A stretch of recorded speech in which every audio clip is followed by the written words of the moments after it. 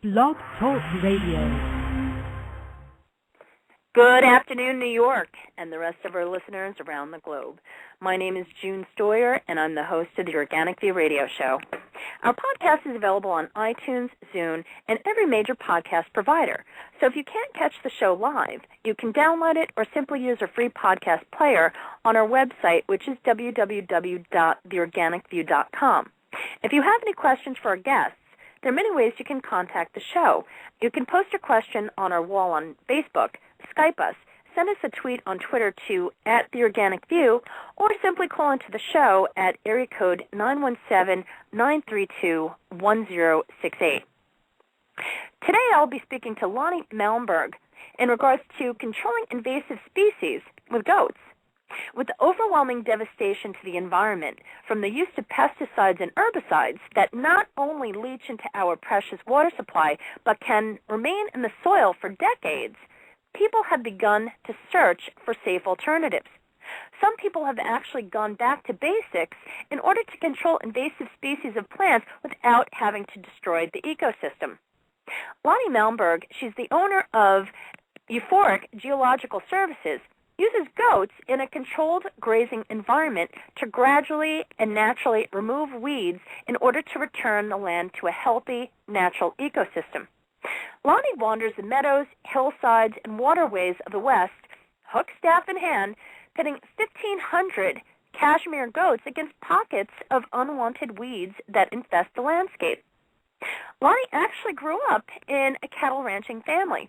While in graduate school studying weed science, Lani started her business as an alternative for people who did not want to continue the destruction of the environment with chemical applications. She uses 2,100 cashmere goats and has a myriad of clients, working for the government, private landowners, for noxious weed control, fire reduction, reseeding, watershed management, and land restoration.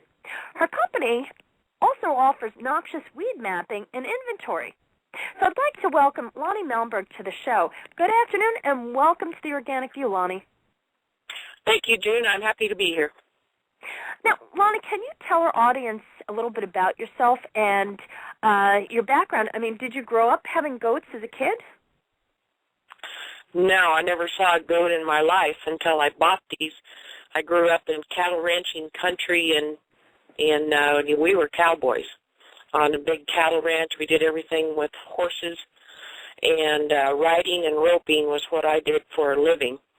But I couldn't make a living in cattle ranching, and in a roundabout way, at 33 years old, I went back to college and ended up with degrees in environmental restoration, biology, botany, and a master's degree in weed science.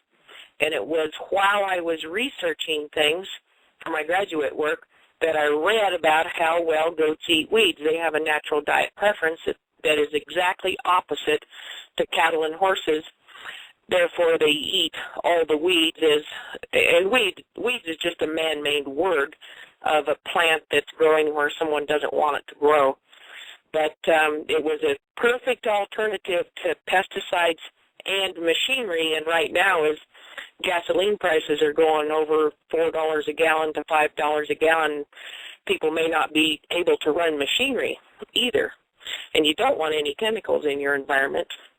So it was a perfect alternative to offer people, and I run between 1,000 and 2,000 head, and everything these goats eat, they are recycling through their gut, and it comes out as pure organic fertilizer to go right back into the soil to build that soil such that it can grow healthy, good plants. Now, it's very interesting that you grew up with cows. Now, can you explain to our audience what the difference is between the way that cows will eat things that are in the natural environment as opposed to goats? Because people don't quite, especially if you've never raised goats. I grew up on a farm, and I remember having quite a number of goats. There's a significant difference in their eating habits. Well, their natural diet preference, cattle and horses are grazers, and they have a wide mouth with flat teeth, and they have evolved over time to graze grass, and grass is their number one choice given a choice. And they'll eat some forbs. They have a very wide mouth. A cow has 4 stomachs with a rumen, and she can digest more than a horse who has a single stomach. A cow has lots of enzymes and bacteria in that rumen and in the gut that allows them to digest things. But goats, who also have 4 sections to their stomach and a rumen, have a unique set of enzymes and bacteria that allow them to eat all the poisonous plants that nothing else can eat and be able to use them without harm to the goat. And the goat's preference, a goat is a browser. Goats and deer are browsers. Cattle and horses are grazers. The grazers eat all grass. They prefer all grass. Browsers prefer brush, trees, shrubs, tumbleweeds, dead things, cactus, rose bushes, poisonous things, and grass is their last choice. So just by diet preference, it's easy to have the goats eat all the weeds. In the systems that I work in, the weeds are their first choice, and the grass is their last choice. And by the way, I've worked in 12 western states. I have not been east of the Mississippi River. But typically the problems that we have here in the arid West is from cattle and horses overgrazing for the last 200 years, which means they've eaten all the grass and stressed the grasses, and now they have all these weeds that neither cattle nor horses eat. And then the weeds get to be the best competitors in that setting, so they proliferate, and then you don't have any grass, and everybody wants grass. So by applying the goats in the system for the goal of putting that selection pressure against the weeds, then the result is the grasses are the best competitors, and then pretty soon you have all grass or more grass. So it's really easy to use that species of animals that prefers whatever the plant is that you don't want, and that applies a hard selection pressure. And by managing the grazing and bringing, like I do, 1,000 head or 2,000 head, you can really put pressure against a plant that you don't want in that setting because it just can't compete under that kind of a system. And if you don't want any grass, then you'll want cattle and horses and let them put the selection against that. But it's really easy to apply those principles of a natural diet. Now, besides the diet, there's behavior that goes along with it. Now, goats stand on their hind legs so they can reach 9 feet up. My big wethers that I use for brush and tree control, they stand on their hind legs and they can reach 9 feet up and eat all the brush in the trees and strip the bark clear to the ground. And if you want to be controlling brush and doing fire fuel load reduction in California, that's what you want, or those big weather goats standing on their hind feet. I'd like you all to get a visual of a cow or a horse standing on their hind feet to eat. No other animal does that, to eat.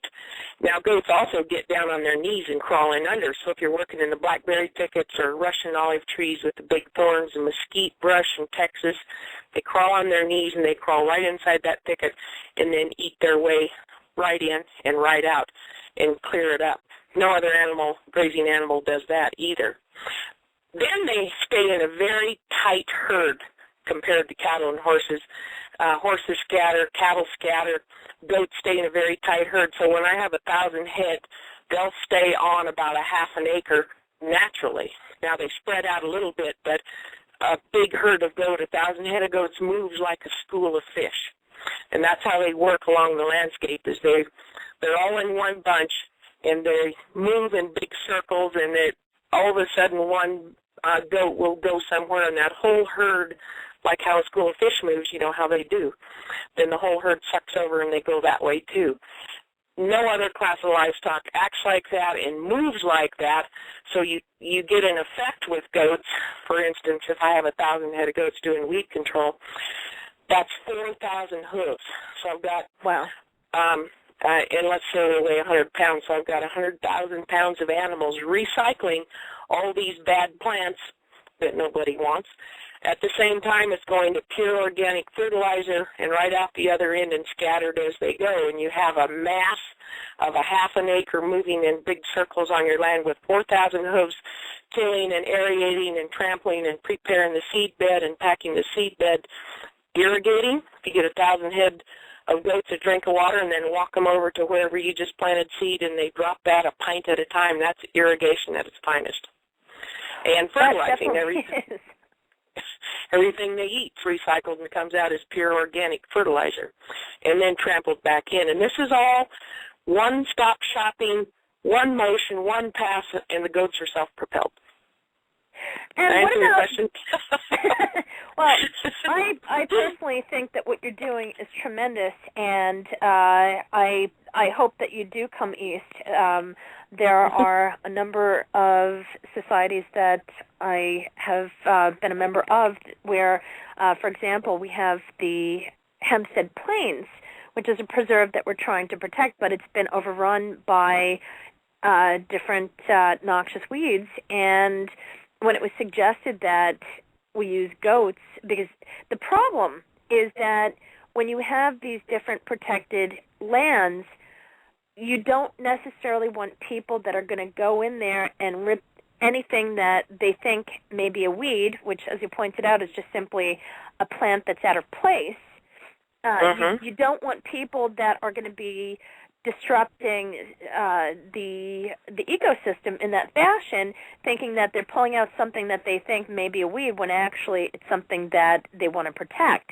And unfortunately with the goats, the goats will eat everything, but on the plus side, with the noxious weeds, it's so incredibly difficult to do anything with a plant that is that overrun, that it just basically is killing everything in its path, and especially when it's at the point where it's so unmanageable and it's out of control. It seems like such a great solution to have animals like goats that will go in there, eat the plants, not destroy everything in its path, and help to restore that ecosystem. Now, can you talk about some of the experiences that you've had where you've had to do exactly just that, where you've taken your herd into a parcel of land where it's been overrun with noxious weeds, and basically, they did their thing, and it turned out to be a great success? Well, I do that all the time, but I have a degree in biology and botany, so I know the plants and I know what they're going to do and how they're going to respond. But first of all, when I go to a job, the first thing I want to know is what is the goal. I'm really not interested in the problem as people see it, because they usually don't understand the problem, because the problem is usually in the soil, and nobody's looking in the soil. They have to see that yellow flower in bloom that they see driving by 70 miles an hour, then they notice the problem. That isn't the problem at all. It's something that's going on in the soil 3 years ago. So if you're going to be out there taking soils tests, then you indeed will know what the problem is. But it's not the flowering plant that you see, because you're way behind. You're 3 years too late if you have to wait until you see that. But anyway, what I need to know is what is the goal of this property. This is a public place, and they want to maintain a place where people can walk through, and they might have children walking with bare legs, and they want this to be a nice place and maintain the natural native system. Okay, that tells me the goal. Now I know which plants they want to be there and why. So then I devise a plan of grazing, and I can do anything by changing the season in which I work. There's nothing that I can't do. There's no situation I have not been able to do so far just by changing the season, because different seasons of the year, all these different plants and different plant families are growing differently and behaving differently, and you can always get the one plant that is at a vulnerable state and stay away from your desirable ones that if you graze in late fall, you're not going to hurt any of your desirable perennial plants, for instance. So all you have to do is change the season in which you work to get a different desired effect on a different set of plants and different set of plant families. It's really easy, but you got to understand the plants. But so I want to know the goal, and what most people see as the problem usually isn't the problem, and that problem is usually in the soil. So that's what I do, is take a lot of time addressing the soil. I got 1,000 head, that's 4,000 hooves. Addressing the soil, we're recycling the nutrients, getting them in the goat poop and the goat urine, which has got nitrogen in it, down into the soil where you can get something done. If you want to change something, it has to start in the soil. Now, it's interesting that you say that the seasons really do make that's something that really does make sense when you think about it. What else do you ask your clients before you take your herd there? What are the things do you ask as far as the property is concerned? Well, first of all, I want to know what the goal is, and then I have to do a site visit so I can see what's there and what they think are the good plants and what they think are the bad plants, so I know, what are the targets and what don't they want there, and then I'll suggest maybe plants to overseed with, to bring into that system to get them to their whatever they want. And what I always suggest to try and build a sustainable system such that when I'm done there, we have all these plants who are cooperating with each other, and it's a sustainable system, so you don't have to go in and micromanage anything. For instance, legumes in a grassland setting, so the legumes fill that broadleaf niche and they're fixing nitrogen for the grasses, and the niches are filled, so like that. But if you're going to go in and take out a broadleaf weed, like a thistle, then I would suggest putting a broadleaf desirable back into the system, like a clover. If you take out a broadleaf, put one back in, and then that niche is filled. If you don't, Mother Nature's going to put one in there anyway, but she's going to pick maybe another noxious weed that maybe you wouldn't want. So while you're doing it, go ahead and pick the species that you want. And also then I need to know how I'm going to get in there, what are the weather conditions that might be a problem to me if I have 1,000 head of goats in there, and where I would go for protection. And I'm always out on the landscape with no infrastructure at all, so I've got to use the lay of the land for all protection. So I need to know where I might get to where there's protection. I need to know what the potential predators are of the site. I need to know if people have a leash law for dogs, or if there are dogs running loose, and do some advertisement ahead of time so people keep their dogs on a leash or keep them out of the area while I'm there. Because my worst predator over time always is are loose dogs, people's pets running loose, are the biggest kill I've ever had in 15 years consistently are people's pets running loose. Have you had any problem? Much more than any wild animal. Have you had any problem with any of the wolves or anything like that? No, and I've run with wolves and grizzly bears and mountain lions. Wow. Coyotes are ubiquitous right here in downtown Denver. The most aggressive coyotes I've ever seen in the Rocky Mountain West are right here in the middle of Denver, where we are right now. And once again, rattlesnakes, golden eagles, bald eagles, ravens. Ravens will come in and peck the tongues out of the baby goats, and they can't suck, so they starve to death. Oh, wow. I've seen it all, but the worst kill I ever have are from people's dogs running loose. And typically, the most attacks I've had are Malamutes, Huskies, because they're hunters. Naturally, they're hunters. The worst single kill I've ever had was one chow dog. Killed 19 head, ran through my herd, and broke the necks of 19 head in one pass. Wow.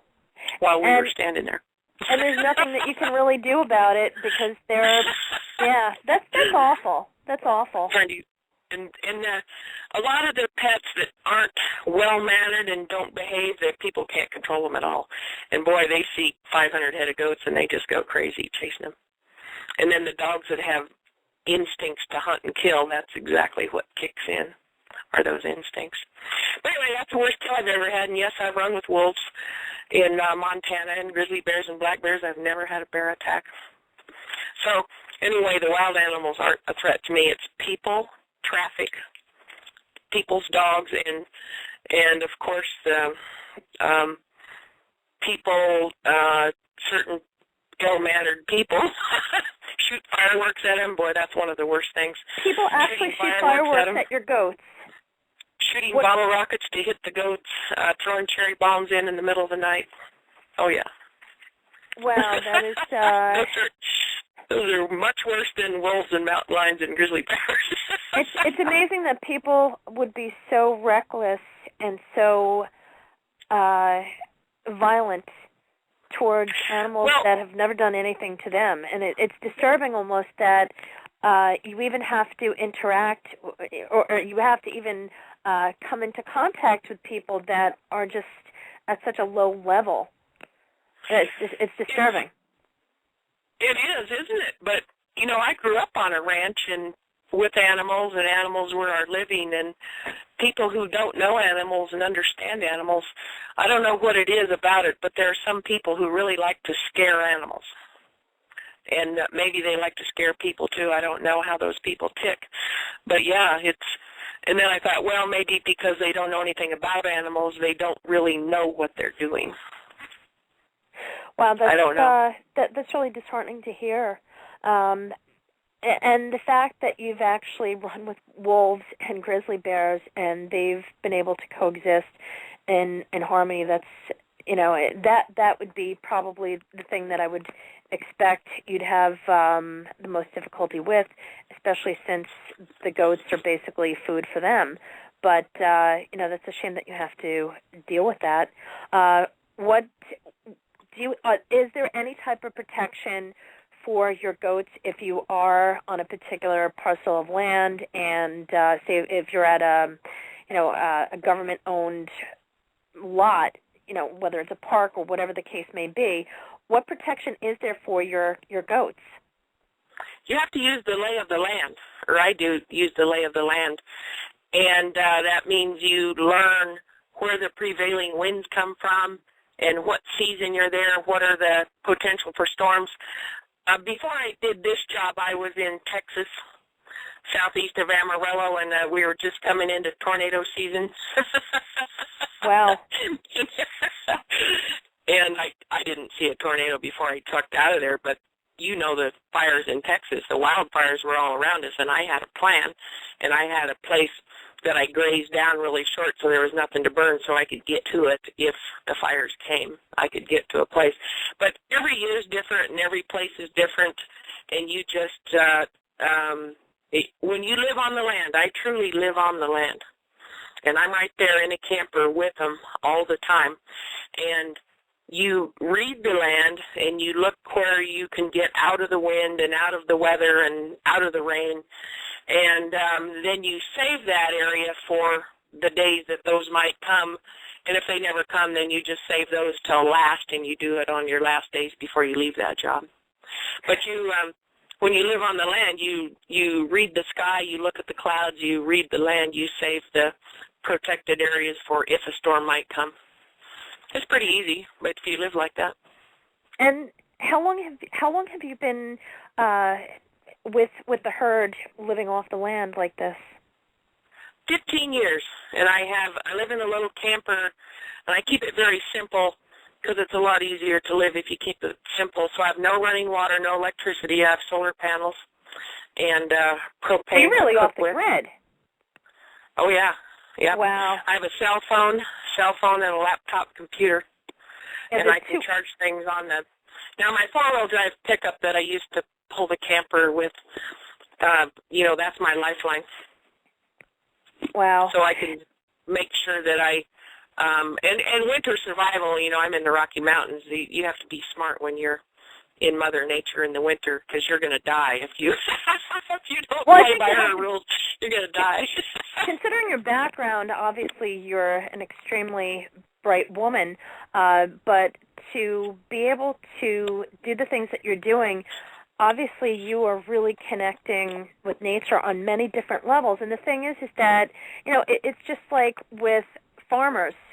People don't seem to understand how bright farmers have to be because you have to basically roll with the punches. You don't get a day off. You don't have a pension to look forward to so that you can retire one day.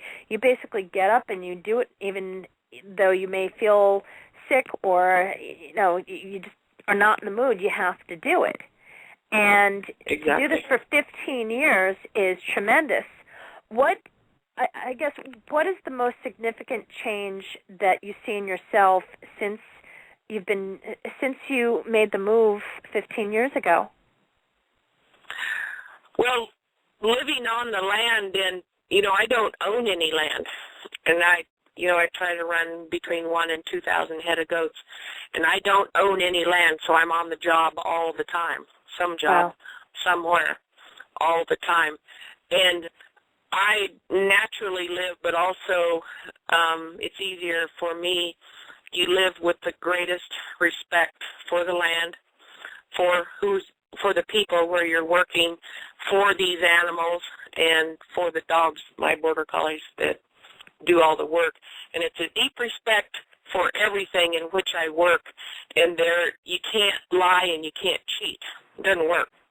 You cannot have these goats be hungry and quote, cheat. If you have a 9-to-5 job, you can cheat the clock, maybe come in late, leave a little early. Yeah, exactly. It doesn't work that way. You can cheat the clock. You can call in sick. You can't do that when you're dealing with reality of these are all living animals. Everything I have is living. And by the way, being a gypsy like I am, everything I own has either 4 wheels or 4 legs. Everything's portable. So we move. But you can't cheat the system when you work on a respect like this, and you're working with Mother Nature on the land, and you're working with the respect of these animals that you have a great rapport with. I have a great rapport with my herd, and they'll follow me to the end of the world. And it's really easy to work when you work under those conditions. And I don't wear a watch because time doesn't matter to anything that I do. And you can't have these animals go hungry or not have them in a protected place when that windstorm comes. You can't do that or you're asking for trouble. So it's a whole different system of working than most people work with, where you have sick time and vacation time, and you can cheat the clock if you want to and show up for work and not do anything. I can't show up for work and not really do anything. I have to take care of these animals because there's a price to pay if you don't. And you will pay it. Well, so you just can't cheat them. So when you're sourcing different plants for food, I guess, well, obviously your background has helped tremendously, but what is the most challenging thing when it comes to, say, if you're just trying to find food for yourself? Obviously the goats, goats are great. They're very open about what they'll eat, but how can it be challenging for you at times? Well, first of all, let me say that the hardest thing that I've been through in the last 15 years is a bad economy. And that is really hard when you depend on jobs and then all of a sudden there aren't any. The first time it happened to me was 2001 when 9/11 happened. Every contract I had got canceled on Friday afternoon at 2 o'clock. Wow. And I had no work. I had contracts for 2,000 head of goats for 18 months, and I lost every single one of them about on the same day. Why did you cancel the contracts, Lani? Well, first of all, it was one of the worst droughts in history in the West, and people called me and said they had no water. There was no water. You couldn't come there. Nothing was growing, and there was no water because of the drought. The stock market crashed that year, and other people called me and said they had no money because they lost all their available money in the stock market, and then all the government agencies canceled the contracts because all the money got pulled out of environmental and went to defense. So lost everything I had, and we cut down to 1,000 head, and I taught college that winter, range ecology and range management, and went into a holding pattern thinking that, well, this is just bad luck, it'll come out of it, and it did. And now last year, the economy and the recession we went into, we lost 2 of our big contracts that we've had for 10 years because it was all cut out of the budget because everybody's broke. So it's you just have to be so flexible, and drought happens certain areas, and then other places are having too much rain, like now North Dakota. And the drought is so bad in Texas, and all of Texas is on fire. I think they said 1 million acres in Texas is on fire right now. Wow. For dead on the weather. And I left Texas the 1st of April, so I was in the fires, but it wasn't right exactly where they were around me, but it didn't affect me directly, but now they're worse than when I was there. California's broke. I had a lot of good work out there, and everything, we were working on $1 million grant. Everything went down the tubes because they were broke and worse broke, You know how California is. And yeah. money. But anyway, we were cut out of budgets that I really was surprised we were cut out of in this recession. So you just have to be so flexible as the economy changes in different areas and the weather changes. Because I'm 100% affected every minute by the weather. And the weather changes, then different plants are going to grow differently, and weed problems are going to be different. Where if you have early moisture, late moisture, no moisture, deep snow in the winter, no snow, that really changes how the plants grow in a setting. So then you have to change. For instance, if someone calls me here and they have Canada thistle and they want to know what day I'm coming, and I say I want to be there when that thistle's in full bloom, full bud, right before bloom. That's when my goats will eat that on a high trot. I can cover thousands of acres. Oh, don't goats love thistle? Yes, and I don't want to, and that's the best, fastest time I can work is at that.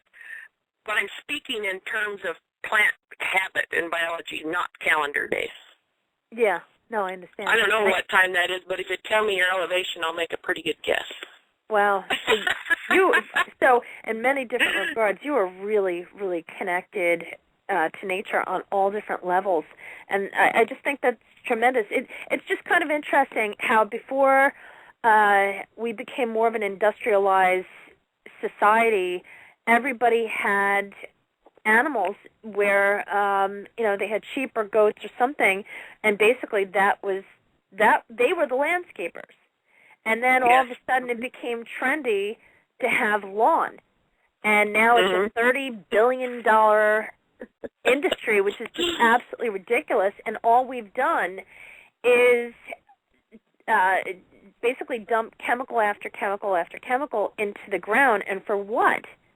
And now that, as you pointed out, with the energy situation being what it is, with gas being what it is, there are so many large parcels of land, whether it's a park or some type of protected property, where they don't have either the manpower due to staffing shortages or just the gas. I mean, gas is just ridiculously expensive at this point. In New York, it's $4.50 for a gallon of super. And the thing is that to cut your lawn, it's very expensive. What normally would cost maybe $20 for a summer, it's now you're spending $20 just to cut it once, and it's insane. But more people are starting to look at what you're doing very carefully and saying, this is a great solution. It is a great solution, and I think one thing we as Americans need to do is redefine what we think successful is. And what we I thought agree with successful is terrible, and it's not true. It's a phony thing, and we got a little bit, distracted by watching TV to know what we thought successful should be, and lost complete track of reality. But also, I think Americans are 2 generations disconnected from the land. So that's when, people have left the farms, and now your grandparents don't live on the farms anymore. And people are completely disconnected from the land now, and they have no idea. They really don't know how food grows or where it comes from, or how animals act and behave, and how everything behaves and lives on the land, and it's all living. It's all living. And you're absolutely correct. I mean, many of my colleagues have commented quite often that young children in grammar school do not know what an actual chicken looks like. They think chicken is something that comes from McDonald's that's processed, and, it's a nugget. Or it's something that is in the shape of a dinosaur, or just some type of ridiculousness like that. But they don't know what chickens sound like. The feathers, the whole 9 yards, and that's also due to all the video games. And what you said, it's absolutely right. Perfectly said. Now, one of the things about the work that you do, you obviously are spending a lot of time in the outdoors, and you're not necessarily always around people. When people see you with your herd, how do they respond? Most people treat us like heroes and rock stars, and they're very, very happy that we're here doing the work we do, and they're very happy to see us and very interested in the animals and everything that's going on. And then there's about 1% of the people that are mad as hell about something. Yeah, but that's not your fault. That's their problem. Now, typically, to give you an example of the ones who are mad is when I work in the city, there are you always get them, about 1 or 2 a year that are mad as hell because we do not have to have our border collies on a leash, and they've got to have their dogs on a leash. That really makes them mad. And then when I'm in wide open cattle country, there are a certain mentality of cattle ranchers that are mad as hell because I don't have to pay to be there. They pay me. So whoever hires me, the BLM or the Forest Service or private landowners, they hire me. I get paid to graze my goats there, and they have to pay to run their cattle there, and that really makes them mad. Yeah, but it's a different story. You're looking to restore an ecosystem and control something that's out of control, whereas basically they're looking for free food for their cattle. It's a big difference. It just happens to be a benefit that your goats will eat just about anything that's out there, but it happens to be, a nice perk. But it's, you're doing a job, so of course you should be paid for it. Now, I'm just curious, do you ever get sick? Well, every once in a while I'll get something, but you do your work first and then you feel sick later. Sick, right?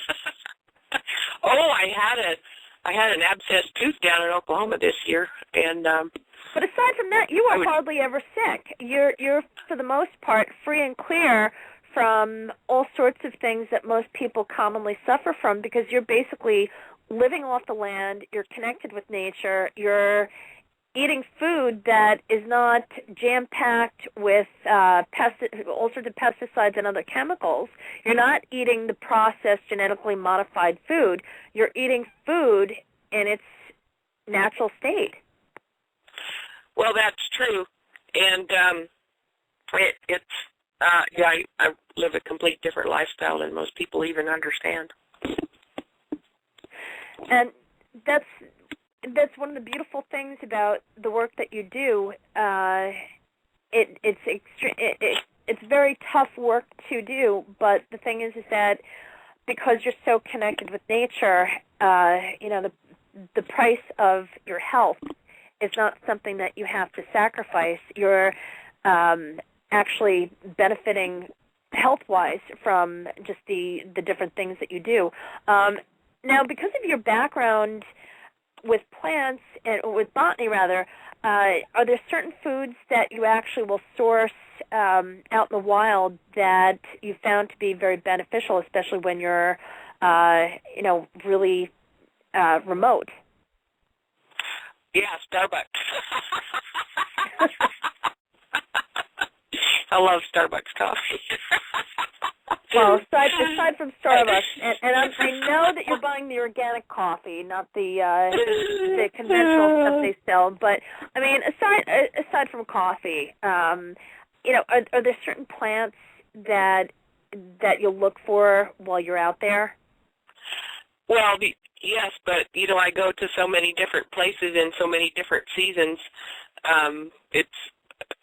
Everything is available. Like right now, the little mustards are coming. There's always wild onions and garlic, usually in places where I go, and in the fall, the fruit's ripening and the berries. So it just depends on where I'm at and what season it is. By the way, I did want to say that to come east, I would come east of the Mississippi if I had work back there, but it's my goal to get to the White House lawn or graze the mall. The White House lawn and the mall, I think they could use some really good goat grazing there to do their management, and that's one of my goals. And another thing is I am an old cattle rancher, so I grew up riding and roping and living outside, and those cattle barren days and the, driving your cattle to the train to load them. Those days are gone, but I have a lot of knowledge to recycle that matches this century of being able to herd goats, and it's the same thing. It's the same lifestyle, and apply that to this point in time where you can have a career doing that same thing. And all I have done is recycle my knowledge into this century, and I can teach that, and I would like to develop a curriculum where I could teach what I know to young people who want to learn, who would be interested in a career doing this. Well, I know that the President and the First Lady definitely have to be tuning in, because I know that they're big fans of the show. And if the Harvard Business School is listening, anybody from there or any of the agricultural schools, by all means, give the lady a call, because honestly, it is the wave of the future. As our natural resources run out, we need to find alternatives. And what's interesting is that every time that we run into one of these brick walls, what do? We go back to basics. And that's exactly what you're doing. And, it's not something that's unheard of. It's just people have gotten to the point where they're just so used to dumping a chemical or looking for some type of a fix that doesn't really solve the problem. Well, that's Americans. That's Americans for you, looking for a quick fix and not looking at the true cost of it. For instance, our food, cheap food in this country is not reflected in the price of food. It's in the healthcare system and behavior of children. That's where it is. It's not in the cost of food. So you said it. It's masked and it's hidden. But one problem with chemicals and pesticides that I see is that they are invisible. So people do not know where they are or what they're doing because they spray them in the air and they're invisible. You can see 1,000 goats. You just know exactly where they are and exactly what they did. Now, in regards to your goats, what made you select the particular species of goat that you have, and was it difficult to start buying them and breeding them?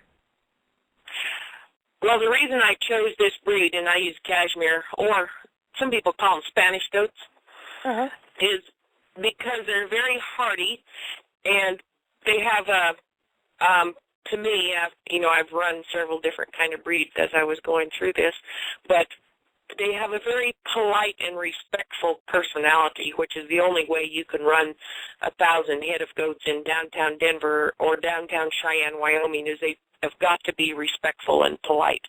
And I found that in this breed specifically.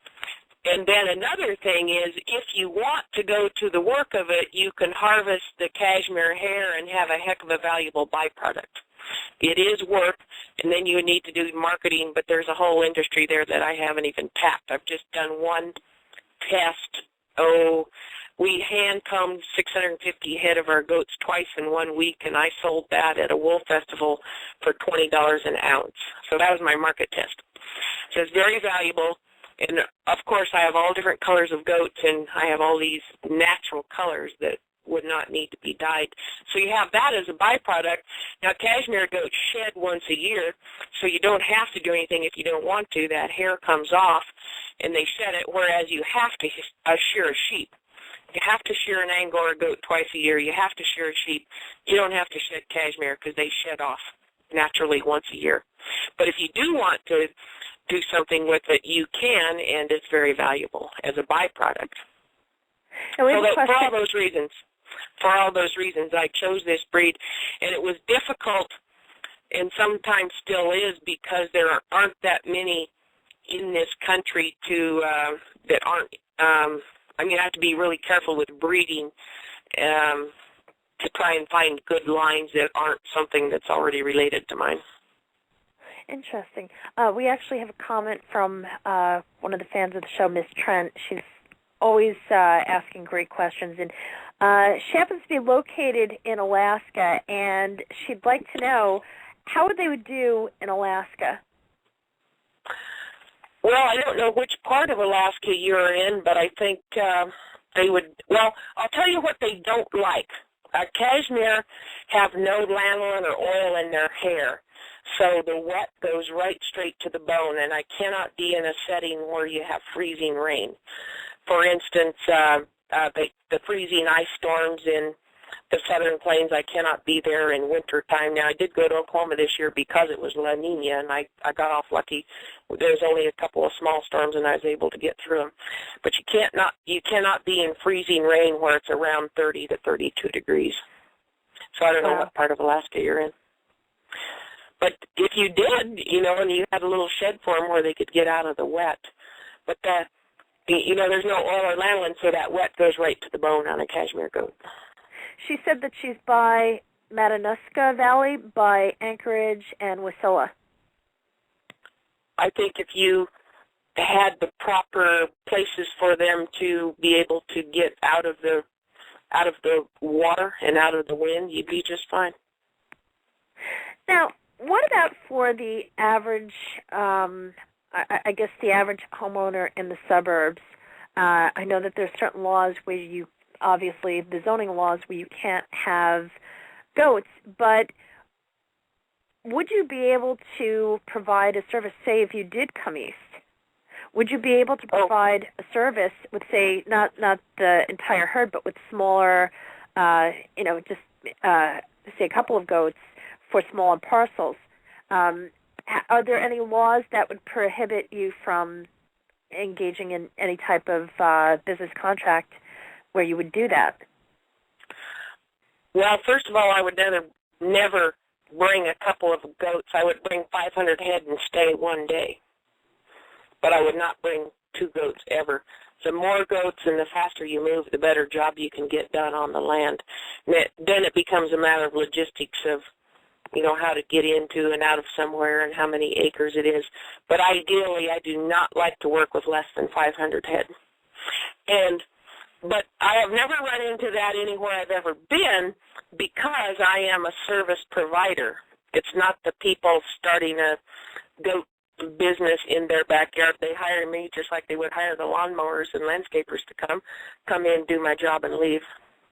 So I've never run into that here, but it has been something that in certain neighborhoods and subdivisions that we worked in that we had to go through or somebody went through and got all their, what am I trying to think of, homeowners laws and all those things, association laws and rules, and made sure that everything was up to snuff. And so far it always has been because I'm a service provider. And I carry $2 million commercial liability insurance, and I always have a contract signed of wherever I'm working. Thank you. Now, another question that I have is, do you think that perhaps, and I understand what you said, that and exactly why you like to use a larger herd, especially for an area. You want to get in, you want to get out, you want to move on.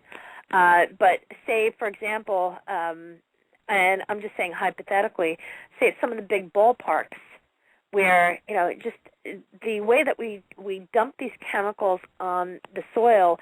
In New York State, for example, the previous governor passed a law before he left office that prohibits any chemicals from being applied to lawns where children play, whether it's a schoolyard or a park. And I think the state of New Jersey has also done the same thing. Now, say if they take it a step further and any type of area where the public is, utilizing the land, say if it's not a very, very large amount of acreage where 500 goats would make sense, I mean, does it make sense to use a smaller herd? Well, each setting is specific to whatever it is going on there, but it's not from the land's point of view, to be the best work on the land of having an impact and then getting off right away. 500 head is a good number to work with, and I don't like to work with less than that. But from the land's point of view, that's the best impact in the the best thing I can do for the land is have the most head possible and move fast. For instance, all the Canada thistle is in bud, and I've got 500 head. All those buds are gone in 1 hour, and then we're gone. That land has been fertilized. The hoof action has aerated the soil. All the thistle heads are gone. If you don't have a flower, you can't bloom. You can't go to seed. From a plant's point of view, the goats strip off the leaves, and the plant can't photosynthesize. So that, let's say, a thistle plant, a biennial thistle plant. The goats have eaten the flower heads off, so it can't go to seed. Pick the leaves off the stem. It can't photosynthesize. The reproduction of that plant has been stopped in 1 hour. Meantime, all that's been converted to pure organic fertilizer and transfers back into the soil, and it's been irrigated, and we're gone. It doesn't get any better than that from the land's point of view. Now, to bring a semi-load of goats in and put them on 1 acre and then load up the next morning and leave, that's hard work. But it's the best for the land. But that's hard work for me. But now if I'm going to be in that area, let's say when I work in downtown Cheyenne, Wyoming, we just get an orange flag and jump out in the street and stop traffic and run the goats through the streets with a good dog and an orange flag. And I've done that in downtown, or not downtown, but in Denver too. And that's because I grew up, as a cowgirl. That's how we do things. I'm looking at the pictures on your website.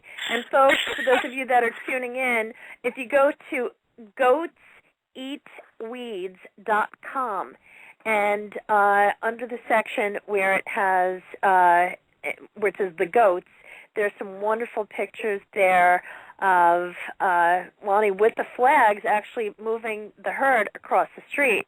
Now, that's got to be some sight. It is, and growing up being a cowgirl and having a really good border collie, that's easy. It's really easy to do, and people respect an orange flag. You just get out in the middle of the street and they stop, and then they all want to take pictures on their cell phone. And we did that in Denver too. We ran down the streets of Denver, and because it's a lot easier than putting them on a truck and going. It's much easier to walk those goats than it is to haul them if you're going a short distance. And anyway, so that's how I prefer to do it. So anyway, to answer your question, if I'm in the middle of the city somewhere there and I had several 1 acre things in an area, I just walk from one to the next to the next to the next, an orange flag and a good dog. Now, I have a question for you. Are most of your herd male or female, and do you neuter them? Can you just talk about that for a little bit? Well, it varies. I only sell goats to people who want to start a business like mine, so I don't sell any for slaughter, which I believe helps keep that rapport and that respect with me and the herd that is so valuable when you're working. There's such a deep trust between me and my herd that most people can't even understand it. People who don't know animals or have not worked on the land and had to live on the land, they don't understand that because they've never seen it before and they've never experienced. But I have a very deep respect for my herd and they to me, and a working rapport is unbelievable. But we're in tune with each other. And so